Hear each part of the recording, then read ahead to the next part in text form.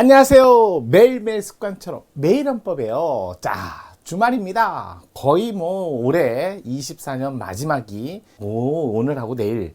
그러면 이제 다음 주가 되면 이제 올해도 마지막이 되고 이제 수요일쯤 되면 이제 새로운 새해가 금방금방 가죠. 해도 빨리 가지만 저도 여러분도 아마 실력도 점점점 늘지 않을까요?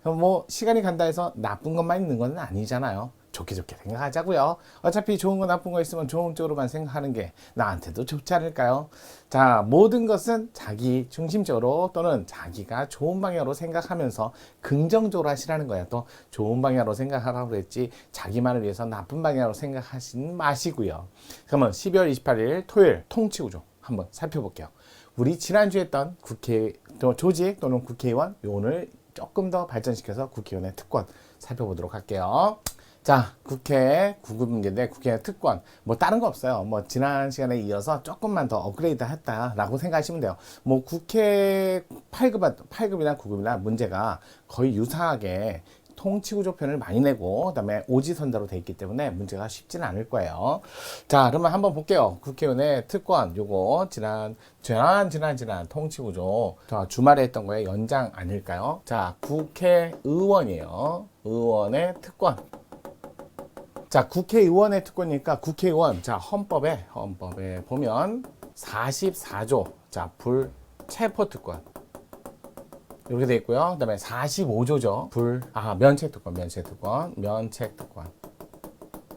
이렇게 되어 있어요. 자, 그런데 이게 무조건적으로 하는 게 아니라 불체포특권은 일시적 또는 잠정적이란 말도 같은 말이죠. 잠정적, 인적 특권이에요. 그 본인만 인정되는 인적 특권. 그에 반해서 면책특권은 잠정적 일시적이 아니라요. 인적 처벌 불원 또는 인적 처벌 면책 사유예요. 면책 사유. 그러니까 인적 처벌을 조각 사유다. 조각 특권 이렇게 얘기합니다. 그런데 조금 조건이 있어요. 불체포특권은 회기 중에 요 회기는 휴회도 포함됩니다. 그에 반해서 면책특권은 회기 중이 아니라 이거는 그래요. 자, 회기 중이라는 말이 아니라 그냥 국회 내에서예요. 이거는 국회 내에서. 또 국회 밖에서는 안 돼요. 그다음에 면책은요, 국회 내에서 행한 뭐냐면 표결 또는 토론, 표결 이런 거 하잖아요. 표결 등. 과 관련한 것도 포함됩니다. 직무 관련 이렇게 표현해요.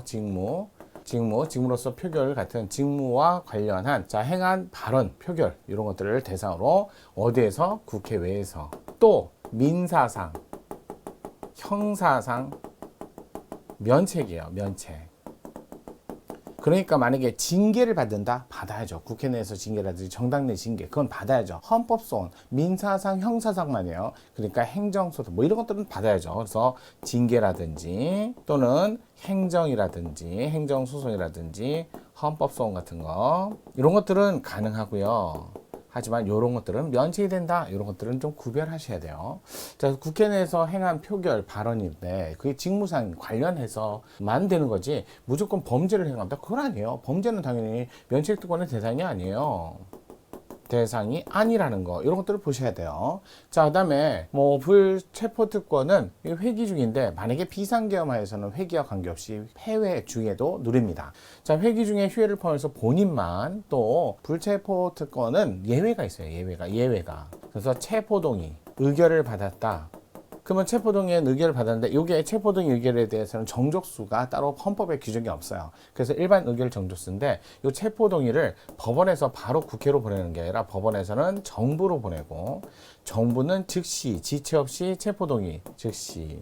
그러면 24시간부터 72시간 안에 그러니까 48시간 이내 체포동의 의결 절차를 거쳐야 되고요. 만약에 못 거치면 부결된 게 아니라 다음에 반드시 어떻게든 거쳐야 된다. 이것도 보시면 좋겠습니다.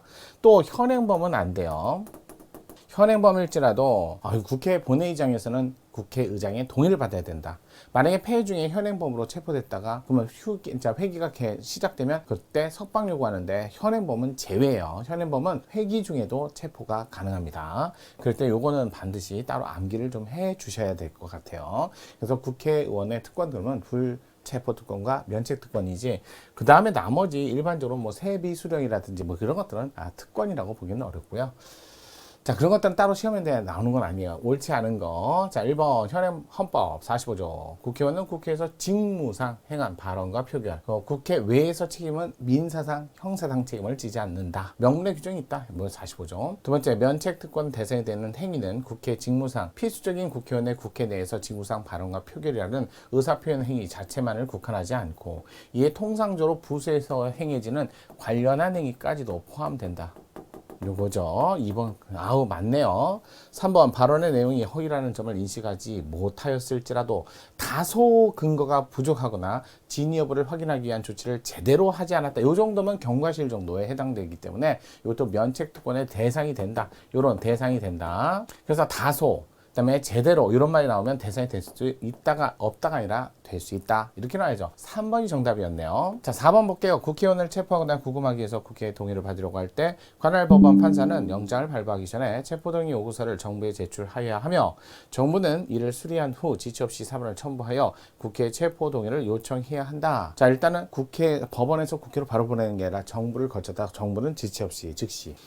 5번. 국회의원이 회기 전에 체포 또는 구금된 때 현행범이라면 그래도 석방요구가 안 되는데 그게 아니라면 석방요구 제적 4분의 1까지 정확하게 기억을 하셔야 될 것 같아요.